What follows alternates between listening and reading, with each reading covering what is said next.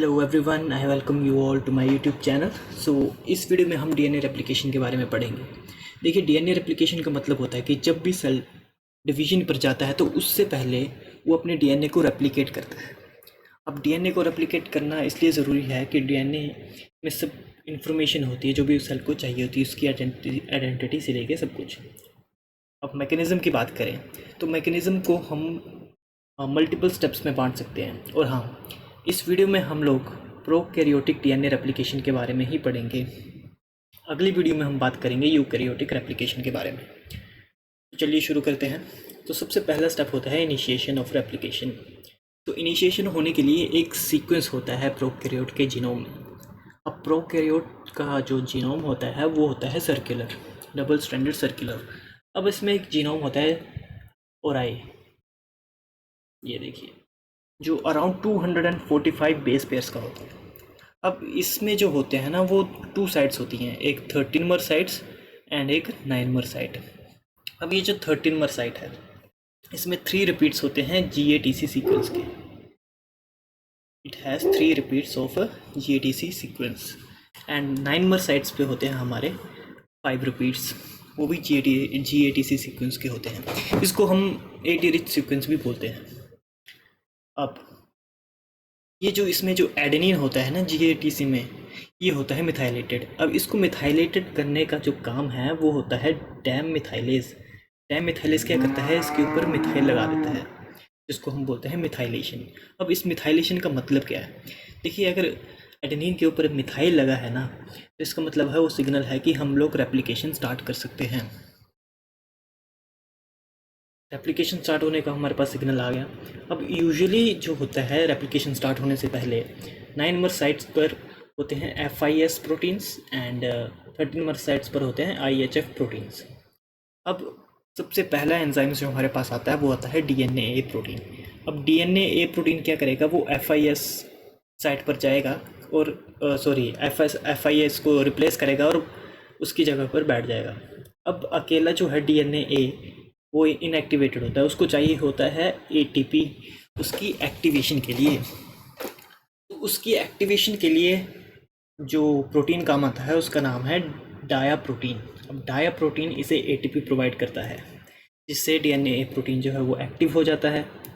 और एक्टिव होने के बाद एक्टिवेटेड DNA वो रिप्लेस करेगा हमारे FIS प्रोटीन को और FIS प्रोटीन की जगह DNA बैठ जाएगा।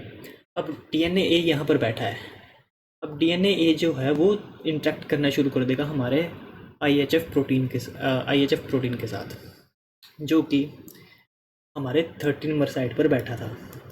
वो क्या करेगा, अब उसकी वजह से IHF की जो है वो डिटैचमेंट हो जाएगी 13 साइड से, जिसकी वजह से हाइड्रोजन बॉन्ड्स की जो है वो ब्रेकेज हो जाएगी और एक बबल टाइप बन जाएगा, जैसे कि आप लोग यहाँ पर देख सकते हैं।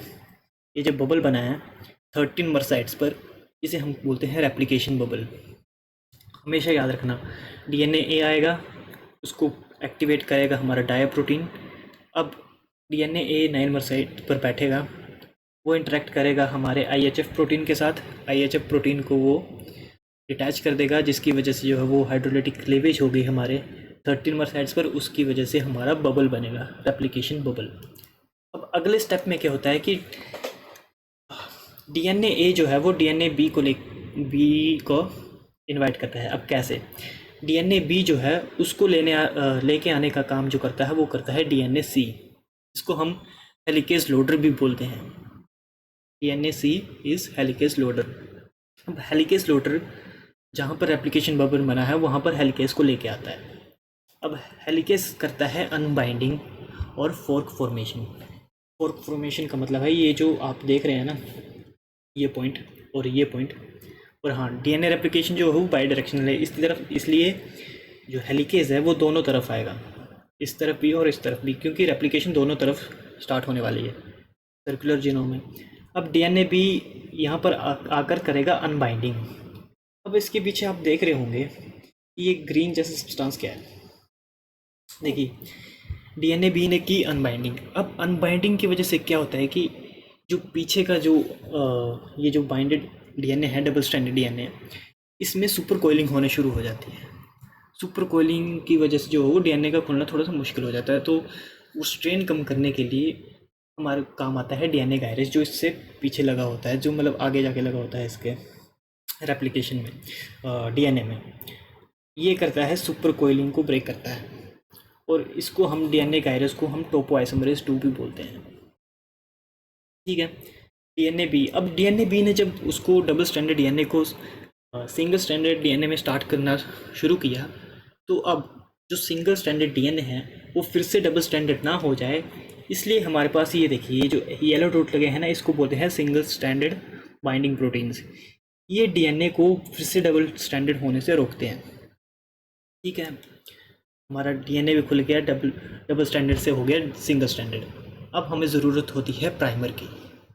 छोटे छोटे आरएनए प्राइमर होते हैं, आरएनए सीक्वेंस होते हैं 8 से 12 न्यूक्लियोटाइड के, वो लगाने का काम करता है हमारा प्राइमेज, जिसको बोलते हैं डीएनए जी।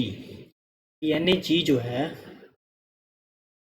वो रिक्रूट किया जाता है by DNA B, that is helicase. DNA G जो है वो छोटे छोटे प्राइमर्स लगाना शुरू कर देगा अपनी रेप्लिकेशन फोर्क पर। अब हमारे पास छोटा सा सीक्वेंस बन गया। अब प्राइमर लगाने के बाद जो है वो प्राइमेज हमारा रिलीज़ हो जाता है। प्राइमर रिलीज़ होने के बाद हमारा जो अगला स्टेप है वो होता है पॉलीमरेज। देखिए 5 डिफरेंट टाइप्स के पॉलीमरेज होते हैं। जो सबसे मेन होता है ना हमारा, वो होता है डीएनए पॉलीमरेज 3, जो पॉलीमराइजेशन का काम करता है। वो पॉलीमराइजेशन का काम कैसे करेगा? देखिए ये जो आप रेड कलर में देख रहे हैं ना, ये हमारे शॉर्ट आरएनए प्राइमर्स। अब क्या करेगा, ये जो रेड कलर में है ये है हमारा डीएनए पॉलीमरेज, और इसके पीछे ये जो येलो जैसा सर्कल है इसको हम बोलते हैं बीटा क्लैम्प्स। इसको लोड करने का काम होता है गामा कम्प्लेक्स का। अब ये जो डीएनए पॉलीमरेज है, ओके, सबसे पहले बीटा क्लैम्प का फंक्शन बता देता हूँ कि डीएनए पॉलीमरेज में बीटा क्लैम्प का क्या फंक्शन है। देखिए बीटा क्लैम्प जो है वो डीएनए पॉलीमरेज की प्रोसेसिविटी को इंक्रीज़ करता है। प्रोसेसिविटी का मतलब है कि डीएनए पॉलीमरेज डिटैच होने से पहले कितने न्यूक्लियोटाइड अटैच कर सकता है। जितनी ज़्यादा हमारी प्रोसेसिविटी होगी उतने ज़्यादा वो न्यूक्लियोटाइड ऐड करेगा। अब ऊपर की तरफ आप देख रहे हो कि यहाँ पर छोटे छोटे फ्रैगमेंट्स बने हुए हैं, जिसको हम बोलते हैं ओकाज़ाकी फ्रैगमेंट्स। अब ये ओकाज़ाकी फ्रैगमेंट्स हमेशा रेप्लिकेशन के अपोजिट साइड्स में बनते हैं, मतलब रेप्लिकेशन फोर्क जिस तरफ है उसकी अपोजिट साइड में जाएंगे, और जो हमारी लीडिंग स्ट्रैंड है वो हमेशा रेप्लिकेशन फोर्क की तरफ ही जाएगी। और आप सबको पता है कि रेप्लिकेशन की जो डायरेक्शन है वो होती है 5 प्राइम टू 3 प्राइम डायरेक्शन। अब ये लीडिंग स्ट्रैंड की तरफ जा रही है। अब यहाँ पे फ्रैगमेंट्स बनने का कारण क्या है? देखिए डीएनए पॉलीमरेज जब फोर्क पे है ना, तो उसकी 2 आर्म्स होती हैं। ठीक है, अब ये जो रेप्लिकेशन फोर्क की तरफ जा रहा है उसमें तो कंटिन्यूसली वो बनाते जा रहा है। देखिए ये कंटिन्यूसली स्ट्रैंड बनता गया है और ये इस तरफ को बन रहा है रेप्लिकेशन फोर्क, बट इस तरफ हमारी डायरेक्शन जो है वो इस तरफ को होगी 5 प्राइम टू 3 प्राइम। अब डीएनए पॉलीमरेज क्या करेगा कि एक हैंड से जो वो पकड़ेगा उसको छोड़ेगा, फिर दूसरा पकड़ेगा। इसकी वजह से जो हमारे फ्रैगमेंट्स बनना शुरू हो जाते हैं, जिसको हम बोलते हैं ओकाज़ाकी फ्रैगमेंट्स।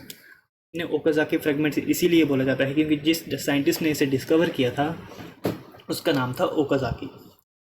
और धीरे धीरे ऐसे करके हमारी जो है वो इलोंगेशन होती जाती है, हमारे नई स्ट्रैंड जो है डीएनए की सिंथेसिस होती है। अब ये जो हमारे छोटे छोटे जो आरएनए के प्राइमर है ना, इनको रिमूव करने का काम हमारा करता है एंजाइम आरएनएज एच। ये बहुत ही इंपॉर्टेंट एंजाइम है, इसको याद रखना। जो हमारे आरएनए के छोटे छोटे प्राइमर्स हैं ना, उसको रिमूव करने का काम करता है आरएनएज एच। अब ये तो रिमूव हो गए। अब इसके बाद हमारे पास ना बहुत छोटे छोटे गैप बच जाते हैं, छोटे छोटे गैप बच जाते हैं आरएनए प्राइमर रिमूव करने की वजह से। तो इन गैप्स को फिल करने का काम करता है हमारा डीएनए पॉलीमरेज 1। ये डीएनए पॉलीमरेज 1 सिंथेसिस करता है, जहाँ पर प्राइमर थे आरएनए प्राइमर, वहाँ पर डीएनए वाले न्यूक्लियोटाइड्स को वो है अटैचमेंट करता है। अब जोड़ने का जो काम करेगा वो करेगा डीएनए लाइगेज। हमारे जो नए जो गैप फिलिंग हुई है उसको भी डीएनए लाइगेज जोड़ेगा, और जो ओकाज़ाकी फ्रैगमेंट्स है उनको भी डीएनए लाइगेज ही जोड़ेगा। अब इलोंगेशन भी होगी। जब अब देखते हैं कि टर्मिनेशन कैसे होती है। देखिए रेप्लिकेशन फोर्क जो है वो कंटिन्यूसली ग्रो कर रही होती है फोर्क पे बाई डायरेक्शनल। अब ये जो है अब है ये जो है एक पॉइंट पर आकर मिलेगी, इसको हम बोलते हैं टर्मिनेशन साइट। यहाँ पर आकर हमारा एक प्रोटीन होता है टस प्रोटीन, इस साइड पे टस और टर का कॉम्प्लेक्स बनाता है। टस और टर के कॉम्प्लेक्स बनने से जो है वो टर्मिनेशन हो जाती है हमारे रेप्लिकेशन की। अब जब ये बन गया तो हमारे पास लास्ट में कुछ ऐसा स्ट्रक्चर बन जाता है दो नए डीएनए से। इसकी वजह से जो कैटनेटेड डीएनए बन जाता है और वो ऐसे करके लिंक हो जाते हैं हमारे डीएनए। अब इसको तोड़ने का काम जो है, अब इसको कैसे तोड़े, ये एक दिक्कत की बात हो गई है क्योंकि ये अलग अलग होने चाहिए। तो इसको अलग करने का काम करता है हमारा टोपोआइसोमरेज 4। अब टोपोआइसोमरेज 4 इसको तोड़ेगा और फिर से हमारा डीएनए लाइगेज जो है वो इसको जोड़ने का काम कर देता है। तो इसी तरह से हमारी जो डीएनए रेप्लिकेशन है प्रोकैरियोट्स की वो टर्मिनेट हो जाती है। अगर आपको इस टॉपिक पर कोई भी डाउट है तो आप कमेंट सेक्शन में आप मेरे से पूछ सकते हैं और आप मुझे बता सकते हैं कि अगली वीडियो किस टॉपिक पर बनाऊं। Thank you.